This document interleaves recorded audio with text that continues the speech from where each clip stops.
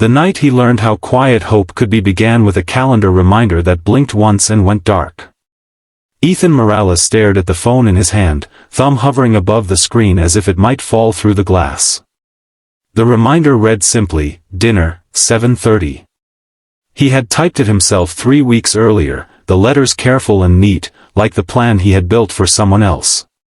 He had chosen the restaurant, called ahead to ask for a corner table, even suggested the song the pianist might play if the evening felt right. He had done all of it with a gentleness that surprised him, as if the act of planning someone else's happiness had become his way of breathing again. Now the reminder faded, and the apartment around him seemed to exhale. The living room was small, warm in that slightly cluttered way that comes from living carefully.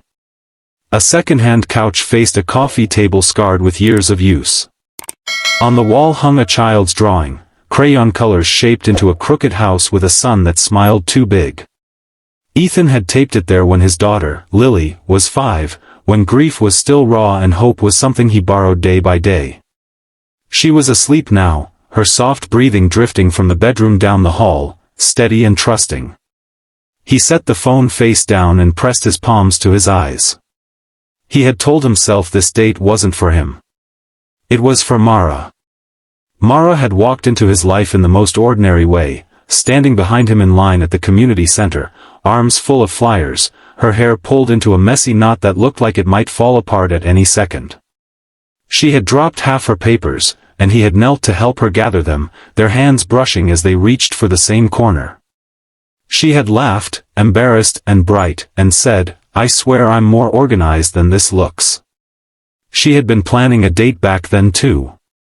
Not with him. With someone she'd been excited about for months, someone who lived 2 hours away and promised things that sounded steady and kind. She had asked Ethan, almost sheepishly, if he knew a good restaurant nearby. "You seem like someone who notices details," she had said, like it was an observation and not a gift.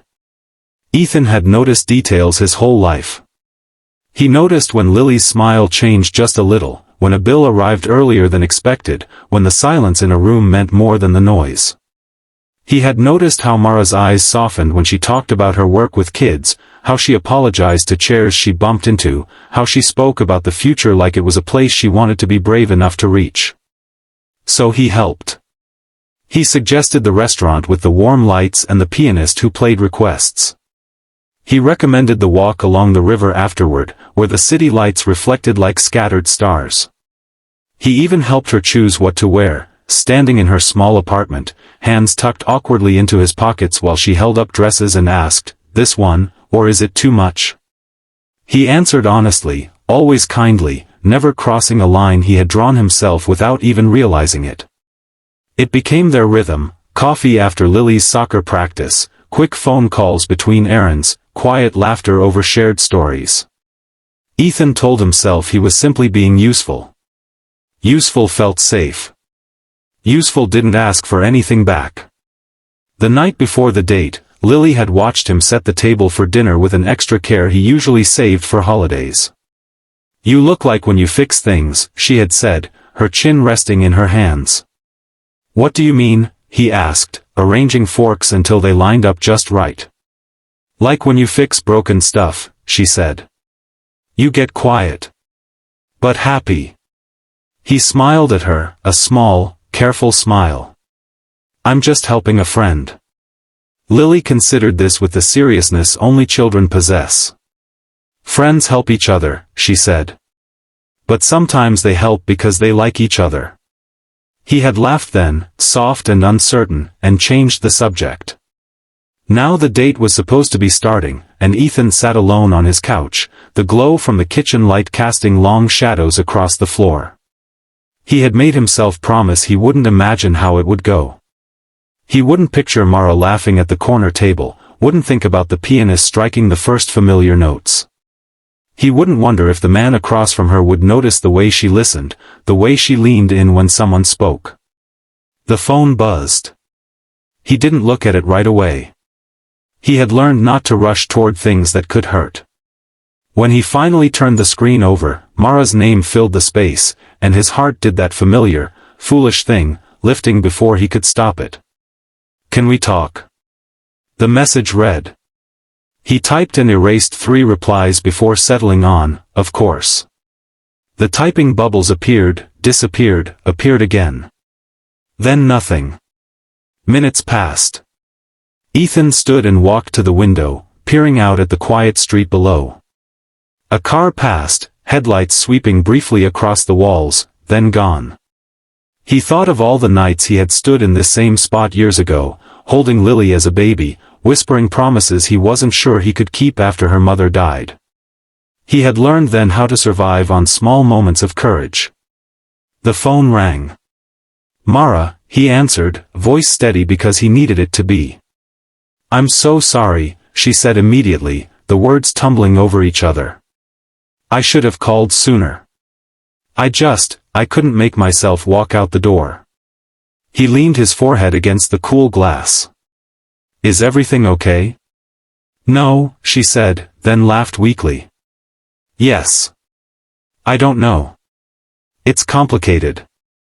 I'm listening, he said, and meant it. She told him about the restaurant, about standing outside in the cold with her coat half-zipped, about reading his message with the directions one more time. She told him about the sudden weight in her chest, the realization that she was going through the motions because it felt expected, not because it felt true. I kept thinking about all the care you put into this, she said. How you asked what kind of music I liked. How you remembered I don't eat mushrooms. And then I thought, why does it feel wrong to accept that from someone else?